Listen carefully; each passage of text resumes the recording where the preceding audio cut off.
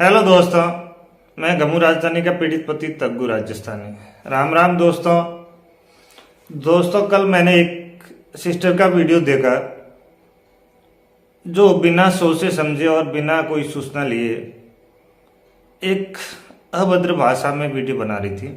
तो मैंने सोचा उसका मैं आज रिप्लाई दे देता हूँ, इसलिए मैं आज वीडियो बना रहा हूँ। और कुछ लोगों को अभी तक पता नहीं है कि घमू के और तग्गू के बीच में क्या विवाद है और किस विवाद के कारण ये मामला सुर्खियों में है। तो मैं आज आपको बता देता हूँ कि सरासर मुझे झूठा बदनाम किया जा रहा है। अब उसको तलाक चाहिए तो भाई तलाक के लिए आपने एप्लीकेशन लगा दिया है कोर्ट के अंदर, अब तलाक का काम तो कोर्ट करेगा। अब इसको रातों रात तलाक चाहिए, रातों रात तो तलाक मिलेगा नहीं, तो तलाक के लिए दबाव बना रही। मैंने तो स्पष्ट मना कर दिया था भाई मैं तलाक नहीं दूंगा, तो ये मुझे तलाक लेने के लिए दबाव बना रही है और आए दिन मेरे खिलाफ झूठे मुकदमे करवा रही है। कोई बात नहीं दोस्तों, करवाने दो इनको, भगवान मालिक है। तो दोस्तों मैं आपको रियलिटी बात क्या है, कब से बात चल रही है, कुछ लोगों को अभी तक पता नहीं है, तो आज मैं क्लियर कर देता हूँ। स्टार्टिंग से बात बता देता हूँ कि हमारी शादी 2006 के अंदर हुई थी, जिस समय घमू 9th क्लास में पढ़ रही थी और शादी के वक्त 9th पास करके आई थी। तो उसके बाद मैंने मेरा फर्ज निभाया। वैसे मैं शारीरिक रूप से विकलांग हूँ 50%, तो मैंने जैसे तैसे करके पढ़ाई करवाई। 9th के बाद आपको पता है कि सीधा नौकरी नहीं लगती 9th पास करने से।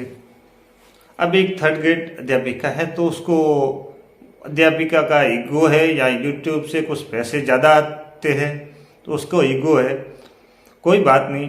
लेकिन जो क्या कहते हैं पेड़ खड़ा किया है तो वो हमारे हाथ से किया हुआ है, अब हमें ही काट रहा है। मैंने 9th के बाद इसको लगातार तन मन धन से पढ़ाई करवाया, 10वीं करवाई, 12वीं करवाई, बीए करवाई, बीएसटीसी करवाई और बीएड भी करवाई। बीएड के बाद मैंने एमए भी करवाई और सन 2020 के अंदर मैंने आरएएस की कोचिंग बाहर जो सूरतगढ़ में है भाटिया आश्रम, वहाँ से करवाई थी। 1 साल इसने सूरतगढ़ से आरएएस की कोचिंग की। उस समय मेरे जो 2 बच्चे हैं, एक लड़की है वो 13-14 साल की है, लड़का 12 साल का है। उन बच्चों को मैंने मेरे पास बड़े प्यार से रखा। 1 साल तक मैंने उनको तैयार किया, स्कूल भेजा, घर पे रखा और ये भाटिया आश्रम सूरतगढ़ में कोचिंग कर रही थी। ये सबको मालूम है, इसका रिकॉर्ड भी भाटिया आश्रम में है और मेरे पास भी है। तो दोस्तों ये वीडियो बनाती है, ये बोलती है कि 18 साल से मैं प्रताड़ित थी। अब एक झूठ आपको पकड़ना है कि ये झूठी है या सही है, क्यों मुझे बदनाम कर रही है। अब 18 साल से प्रताड़ित थी तो तेरे को भाई बिना मेरी सहमति के तेने कैसे पढ़ाएगी। 2006 से 2020 तक रिकॉर्ड कह रहा है कि भाई उसने लगातार पढ़ाई की है, तो तुम प्रताड़ित कहाँ थी।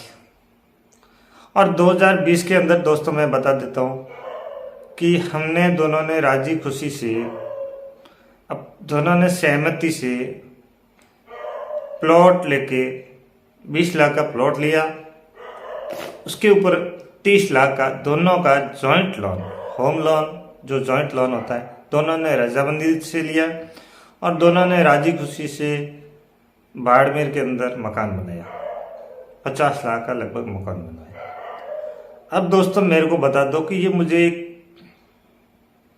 इसका जवाब दे कि आप 18 साल से प्रताड़ित थी, तो 2020 के अंदर 2021 में आपने 30 लाख का रजामंदी से लोन कैसे लिया और रजामंदी से मकान कैसे बनाया। जो मकान दोस्तों ये दिख रहा है आपको मैं बता देता हूँ, ये मकान है। इस मकान के अंदर आलीशान मकान और विथ फर्नीचर, विथ एसी, पूरा घर में रहने लायक एक आरामदायक बंगला बना कीजिए। यदि मुझे वो आरोप लगा रही है कि ये शराबी है, यदि मैं शराबी होता तो आज 60-70 लाख की प्रॉपर्टी कैसे करता। अब मेरी तो 2012 में नौकरी लगी है, तो उसके बाद क्या कोई एक छोटा कर्मचारी इतनी प्रॉपर्टी कर सकता है? ये एक सरासर झूठ है। दोस्तों, मैं आपको बता दूं कि मेरे 2 संतान हैं। एक बच्ची है 13-14 साल की, एक 12 साल का लड़का है। अब मैं तलाक नहीं देना चाहता हूं, क्योंकि मेरे बच्चे प्यारे बच्चे हैं, मैं उनको साथ में रखना चाहता हूं। अब ये 2020 तक हमारा राजी खुशी से बहुत अच्छा घर चल रहा था। सारा काम हम दोनों एक दूसरे की रजामंदी से कर रहे थे। 2020 के अंदर इसने एक सोशल मीडिया पे, यूट्यूब पे चैनल खोला था। उस चैनल के बाद इसने मेरे से दूरियां बनानी शुरू कर दी। अब वो चैनल खोला है तो उसमें भी कुछ राज है। अब मैं बताऊंगा कि इसने दूरियां मेरे से क्यों बनानी शुरू की। तो दोस्तों, वो कारण मैं बताऊंगा तो आप सीधा कहोगे कि आप एक महिला के ऊपर लांछन लगा रहे हो। इसलिए मैं इस वीडियो में वो कारण नहीं बता सकता हूं, क्योंकि मैं बताऊंगा तो आप सीधा कमेंट में लिखोगे कि आप लांछन लगा रहे हो।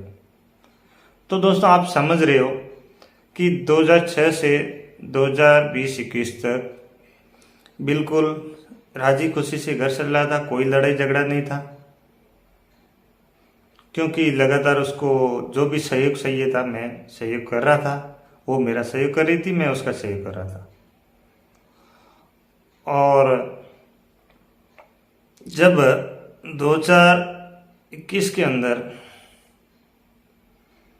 इसके और मेरे बीच में कुछ अनबन हुई, तो अनबन किस वजह से हुई उसके कुछ मैंने स्क्रीनशॉट और पेपर्स आपको पहले वीडियो में बताए हैं।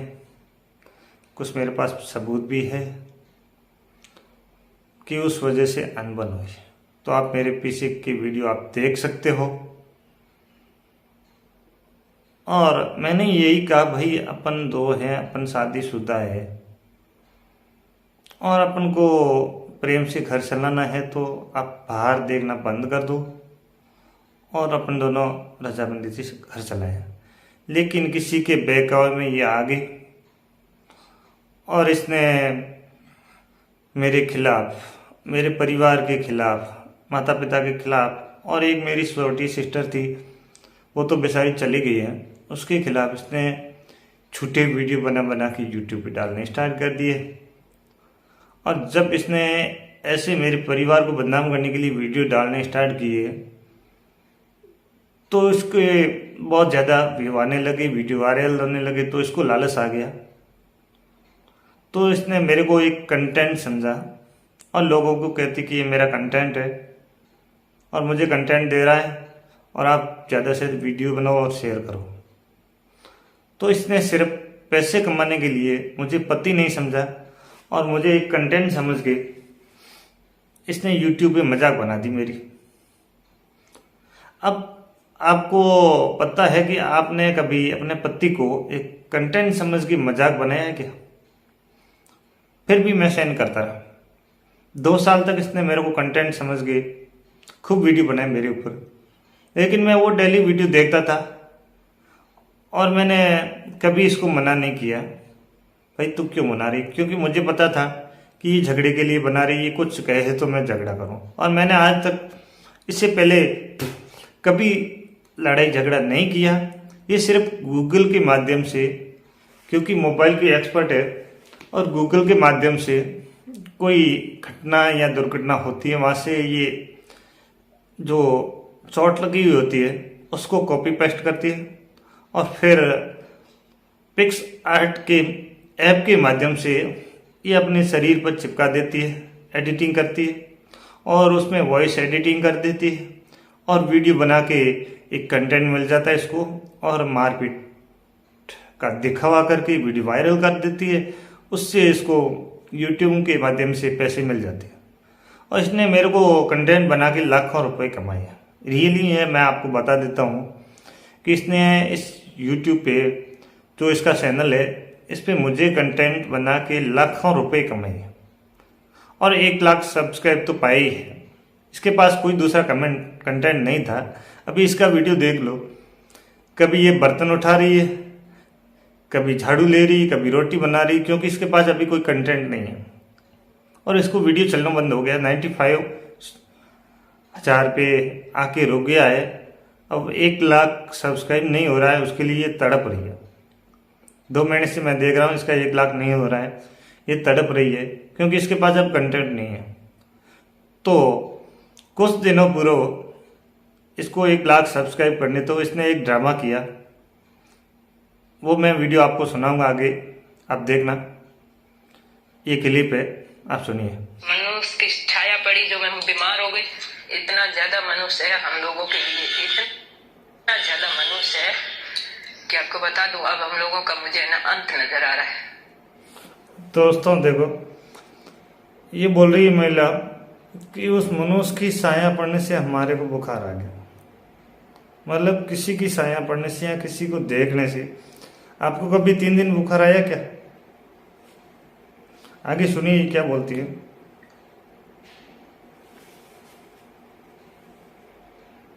मैंने हम लोगों का अंत देख लिया, नहीं जीने देगा। इतना टॉर्चर करता है, इतना टॉर्चर करता है कि हमें सुसाइड करने के लिए, आत्महत्या करने के लिए मजबूर कर रहा है। पुलिस मौका देखने गई, मैं और मेरी माँ उनके साथ वहां गए। ये वहां खड़ा हमारा वीडियो बना रहा है। एक दिन आना तू पटरियों पे, हम तीनों वहां पर लेते होंगे, जान तो नहीं होगी अंदर, लेकिन वीडियो बना लेता। वीडियो जरूर बना लेना, तेरा वीडियो बहुत चलेगा, मिलियंस में जाएगा। अब हमें ये जीने नहीं देगा, आपको गारंटी से कह। मैं कोई भी बात हवा में करती नहीं, फालतू की फेंकती नहीं। जो मुझे आगे नजर आ जाता वो आपको बता देती हूँ। नहीं जीने देगा, कितनी कोशिश कर ले हम, कितनी भी, लेकिन ये जो कोशिशें कर रहा है ना, हमें आत्महत्या करने के लिए मजबूर कर रहा है ना, ये हम तीनों का अंत करके छोड़ेगा।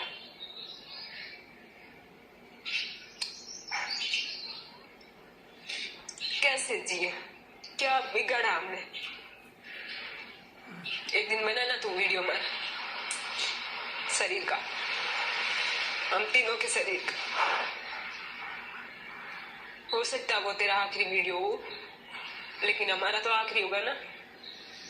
हम लोगों का भी वो आखिरी वीडियो होगा जो हमें नसीब से तू मिलेगा वीडियो बनाने के लिए।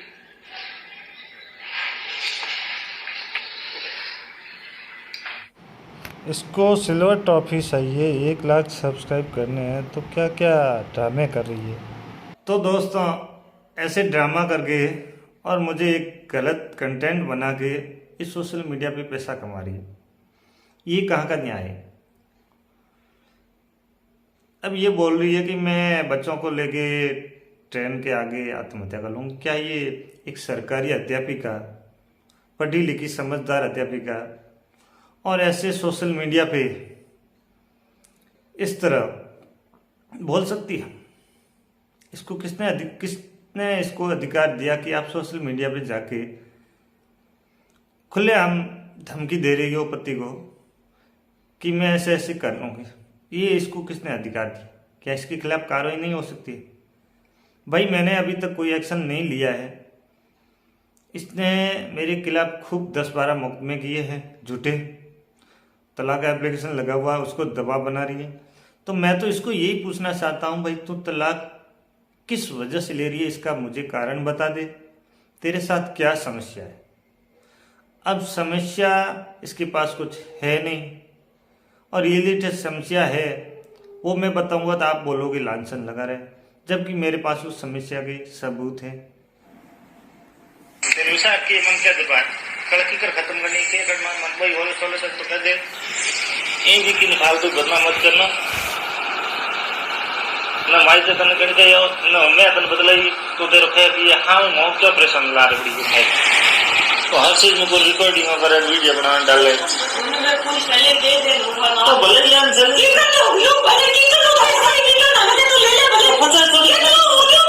मैं तो कहीं मकान बनाया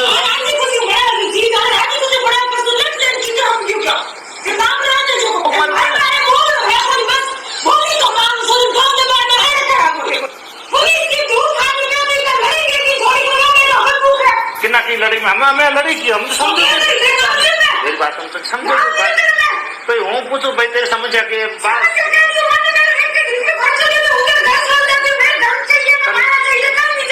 घर छोड़ने कहो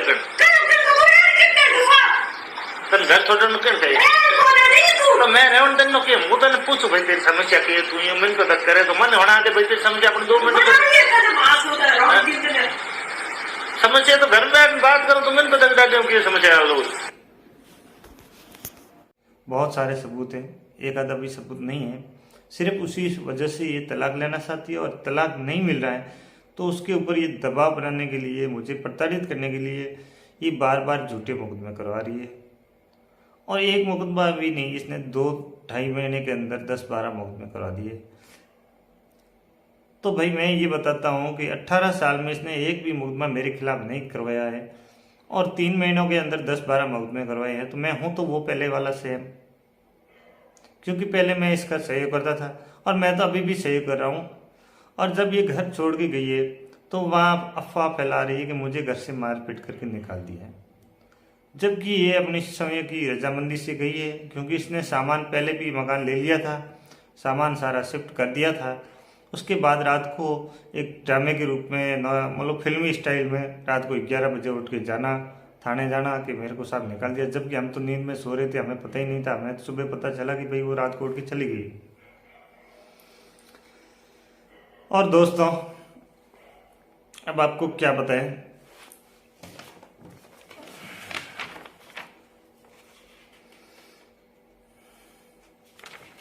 अब इनके ड्रामे तो बंद कर नहीं रही है, आए दिन नए नए ड्रामे कर रही है।